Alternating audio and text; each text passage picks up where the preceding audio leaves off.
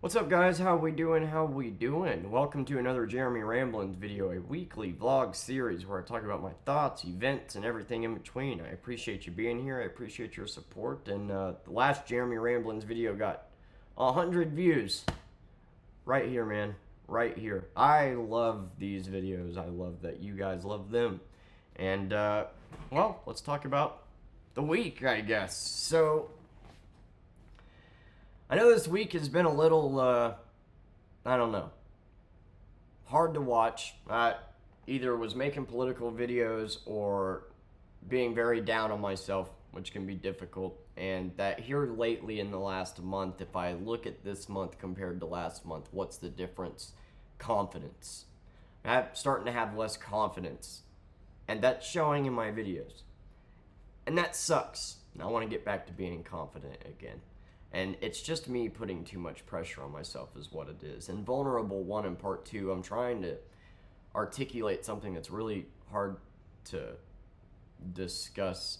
Basically, what I'm trying to say in those videos is that all the trauma my entire life that I've dealt with, that I've ran away from through drug use and then my divorce, right? I had to hit the ground running, couldn't even process it, and had to start figuring out how to make ends meet as a single father, whatnot. Now that I'm finally in a financial position to where I can actually sit down at the end of the day, know my bills are paid, my mind is starting to, the trauma of the divorce, of life, of everything that I've been running from, is starting to catch up with me. And that's what I'm trying to say in those videos.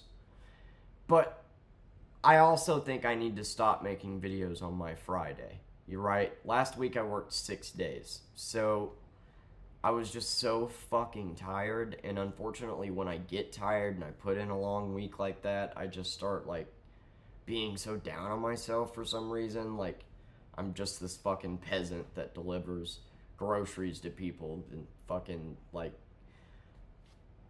it's all me, right? It's all me. But I think that's a fascinating part of this journey that you're on here with me, is that you get to see me at my best and most confident. You get to see me not knowing what the fuck I'm doing. These phases, you know, that 1 month will be good, I'll come out with bangers. 1 month I'll be unconfident and come out with not the greatest videos. These phases are all important to becoming the person that I'm meant to become. And I just appreciate you being along for the ride, man. I really do. And yeah, this week was okay. Work went all right. We crushed our goal. Money was great. It's hot. It's very, very, very, very, very fucking hot. And I hate being hot. I'm one of those people that just runs hot naturally, and so does Persephone. And it's like, god damn, it was like 95 and the humidity was like 90% the other day. It's like just the worst. Like, it's so heavy, you know? And god damn it. But other than that, we averaged, let's see here, let's look at the weekly report. Here we go. We averaged $20 an hour and $1.50 a mile. Can't ask for better than that, right? So, as far as work goes, success. You know, I got my gripes, I got my annoyances, but they're minor, and that's just with every job. Here's something I do want to read you, though. A message that I got to wake up to from Instacart. So you know the whole no tax on tips things? According to my research, that does not apply to gig apps. It does, because of the independent contractor thing. It basically applies to W-2 employees that get tips. Because you're an independent contractor, you still have to report your tips. You still get taxed on them. So, this message is, hi shopper. As you may have seen, federal law, no tax on tips for independent contractors is the headline. Hi shopper, as you may have seen, federal lawmakers recently passed a law that will provide certain independent contractors with a new federal tax deduction for tips.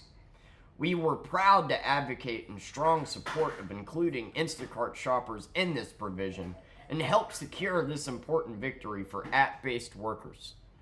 So proud to advocate for this, even though we're not advocating for paying you more than $5 an hour. As this moves to final rulemaking in October, the Treasury must still confirm the final list of eligible occupations. We will continue to advocate to ensure dedicated shoppers like you will now be able to keep even more of your hard-earned income.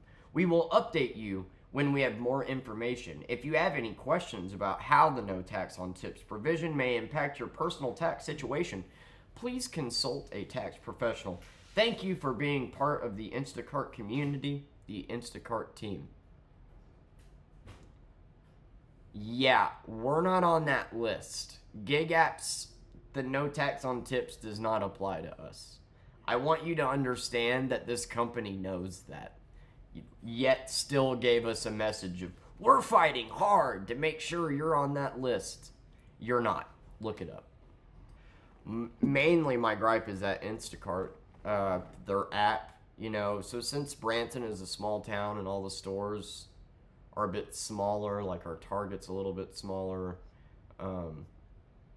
like Family Chopper and our Aldi's is a little bit smaller. A lot of items that they say they sell through Instacart at this store isn't actually sold at the store. It's sold at other Target or other Aldi's locations, but not here.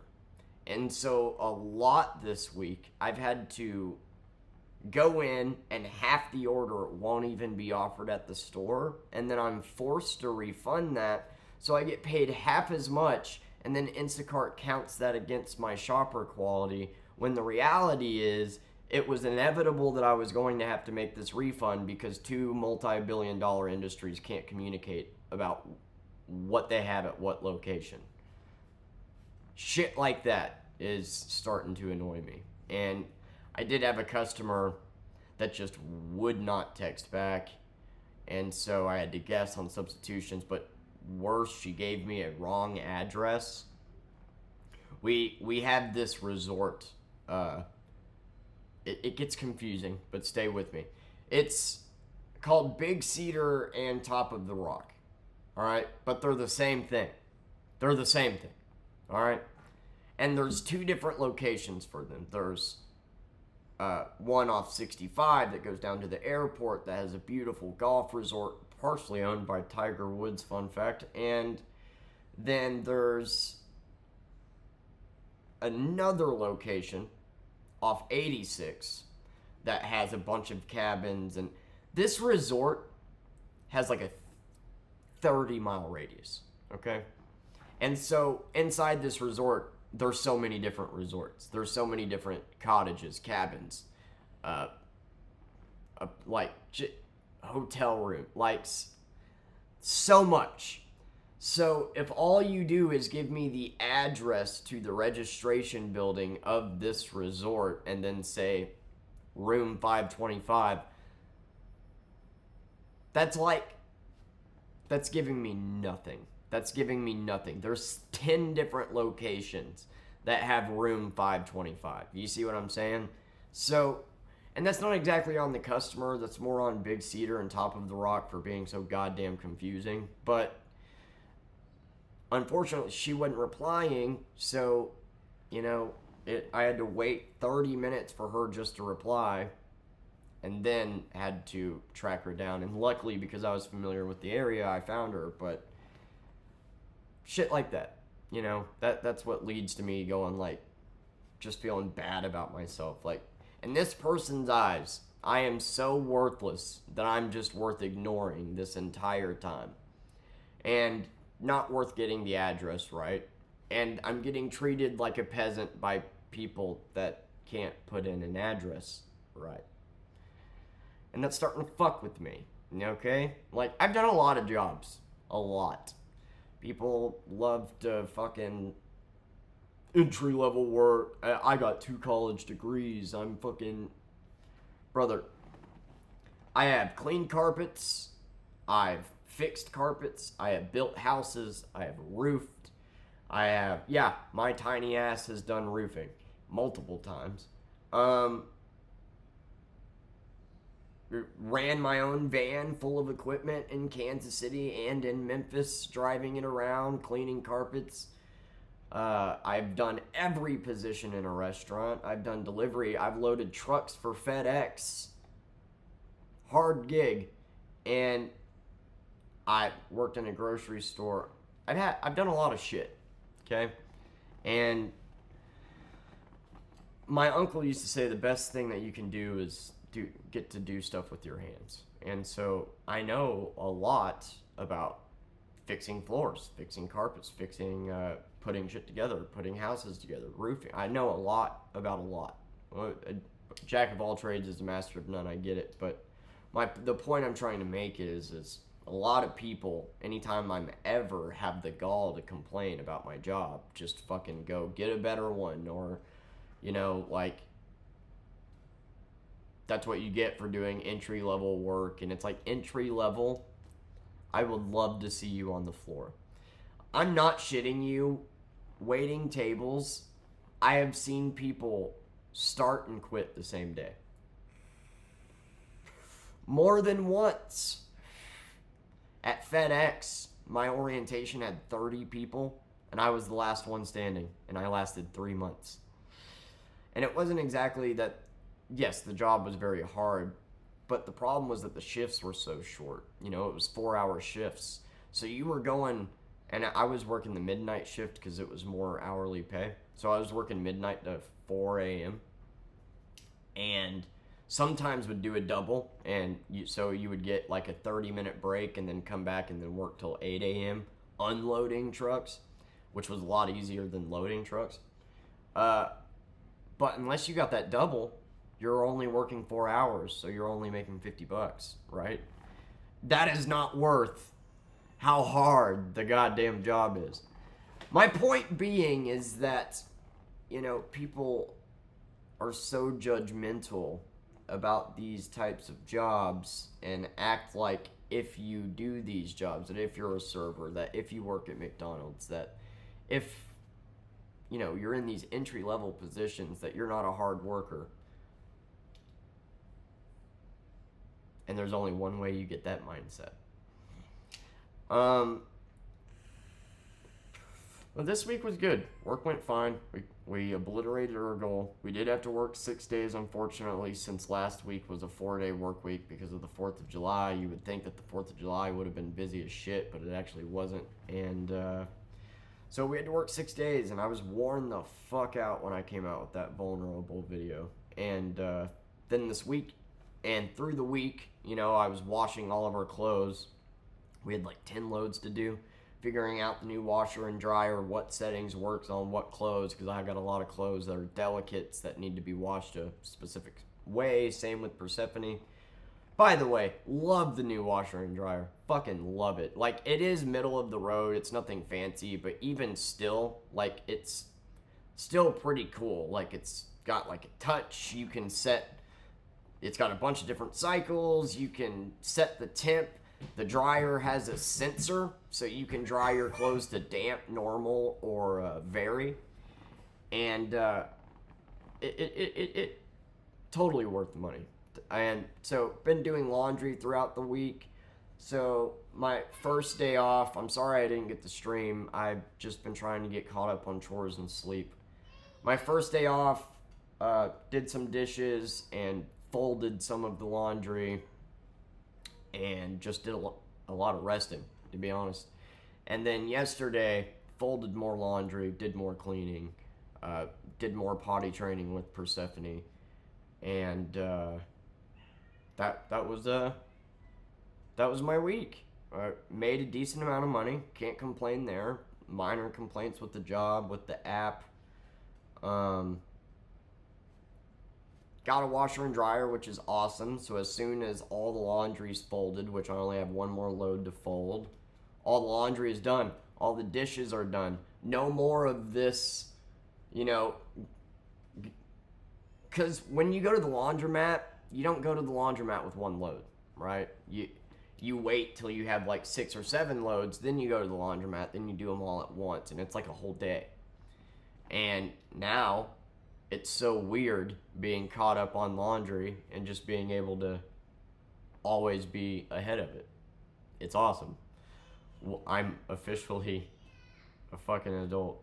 What's cool though is because I pulled the trigger on this purchase, once this is finally paid off, and the reason why I was able to get this is because the computer's almost paid off, I will be able to get a PC.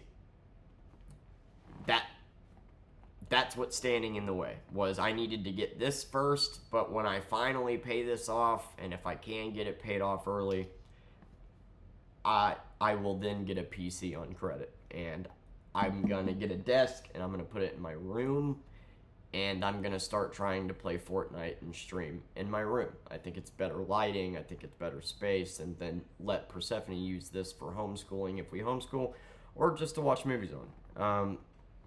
Maybe I might still do videos in here, I don't know, but eventually I do want to get a PC, and but I needed a washer and dryer first, obviously. This month, Affirm is done. $10,000. When I got divorced, all right, whenever I went through my divorce, I had all this shit on credit. I had, what was it? $1,000 on Klarna, $1,400 on my credit card that I maxed out because I had to get diapers, wipes, food, all this shit that my ex-wife just blew the 2 weeks I was gone, and rent. She blew rent money. So $1,400 on the credit card. I had $2,000 on Best Buy. I had, at the time, $1,000 on Firestone. And then I had like $6,000, $6 to $8,000 on Affirm. This month, Affirm is gone, baby. Last payment on Affirm. So that means everything on Affirm is paid for. The car mats, the Lego sets that I got, everything. Everything is paid off. The computer's almost paid off. And, yeah, awesome. And then the credit card is down to, should be by the end of the month, down to $400. So from $1,400 down to $400. So now I have no credit. That's $300 a month saved that I've been paying on Affirm for a year. $200 on the credit card saved once the credit card's caught up. And then all I'm paying for is the washer and dryer. And that's not even taking on a bill because I was already spending that money going to the laundromat. So after this month, the only debt I have is the $400 on the credit card and the washer and dryer.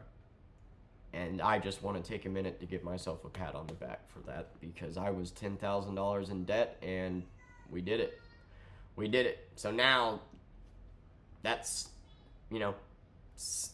that's $500, throughout paying off Klarna and Firestone. Really, I've saved $1,000 a month by paying off all this shit. And so now I'll just owe on the computer and the washer and dryer. And I only owe $60 a month on the washer and dryer. So once I get the credit card down to zero, I'm buying the red Ferrari supercar. Lego. And as a celebration. Because I know you're going to be like, what the fuck, dude? You're gonna put yourself right back into debt. The thing is ordering it on the credit card is so much easier than ordering it on Affirm. I can just order it on the credit card. I got till the end of the next month to pay it off, and then if I don't, interest is applied. But say I pay half of it off, interest is only like $2 versus going through Affirm, doing the same thing, you would pay more in interest. So yes, I'm celebrating by getting myself a fucking Lego set. And I found these really cool glass LED wall mounts. Let me show you. Hold on. Shit. Look at this. So I own this. I have this car right here. So they make special boards specifically for wall mounting that match the car. Tell me that isn't the coolest shit you've ever seen. Look, so I got the Lamborghini, and I got the McLaren, and I got I got this one, and I got the Lamborghini. So you got that matches, and that matches, but it gets even better, dude. Look at this. You can get it with lights. You can get it with lights, man. Do you see how cool that is? There is no... my wife used to make fun of me for doing Legos. I don't care who you are. You walk into a house and you see this hanging up with LED lights on each side of the TV, one in the hallway. That's cool as fuck. It's so dope. I totally want to get these. So yeah. Eventually, down the line, I would like to get the red Ferrari supercar. I would like to get these two F1s that just came out because of the F1 movie. The Red Bull one I want to get first. I think that one's a tad bit nicer.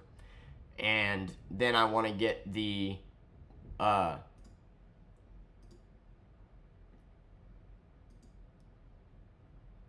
So here's the red Ferrari that I'm talking about getting right here. And the red Ferrari is so sexy. And then the Bugatti. So, and then there's this orange one. I think this is a Porsche. I'll get that further down the road. Eventually, I want to own all of these. I want to own all of the F1s and all of the supercars. Oh, this is the Porsche, the white one. I think the orange one is too. So, from what I understand, there's 5 supercars, and this is missing the McLaren, the yellow and black McLaren. But yeah, but this is so fucking cool. The only thing that makes me nervous about it, of course, is like how secure is it going to be to the wall? Like, not only is this a glass fucking $150 frame, $160 if you want to get the one with the lights, but you know, if that thing falls, that's a $500 display that you just had fall on the ground there. Look at that. For my P1. Like, this is so cool, man. Yeah, hashtag goals. That I eventually want to own all of those. I mean, I don't know. The reason why I got the idea of mounting them in the first place was because I don't really have any room to put any more Legos, and I just thought to myself, it would be really cool if there was a way to display this on the wall. And then little did I know, they actually make matching displays to the cars with lights. I don't care who you are. If you walk into a house, anybody's gonna think that's cool as hell. That's eventually what I would like to get. That red Ferrari you saw is next on the list. Then I want to get the F1s. Then I want to get the Bugatti. And then whatever's left over. I think there's 2 more F1s and then the Porsche. And then we'll have the whole car collection.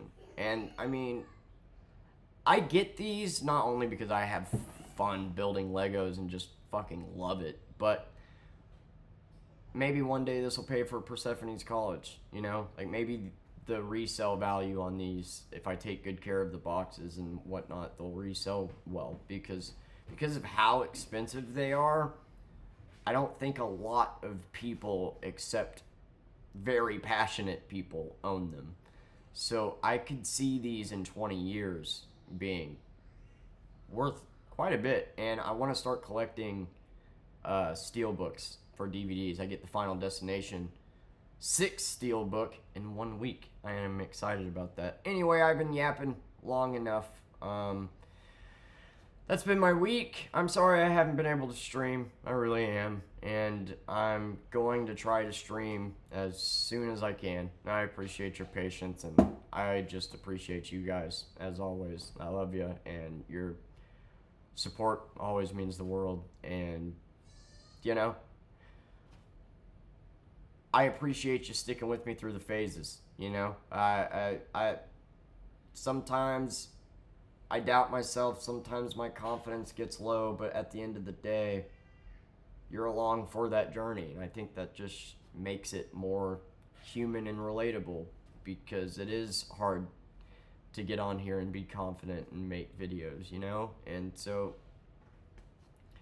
I don't think seeing that is necessarily a bad thing, but I got to work on getting the confidence back. And, you know, because I look at every phase of 30 videos, and each one, believe it or not, every month I was like, what am I going to talk about now? What am I going to do? Over stressing, and every month it worked out. So the only way I fail is if I get in the way, and I got to stop doing that. So I love you guys. I appreciate you, and I'll see you tomorrow. Thanks for watching.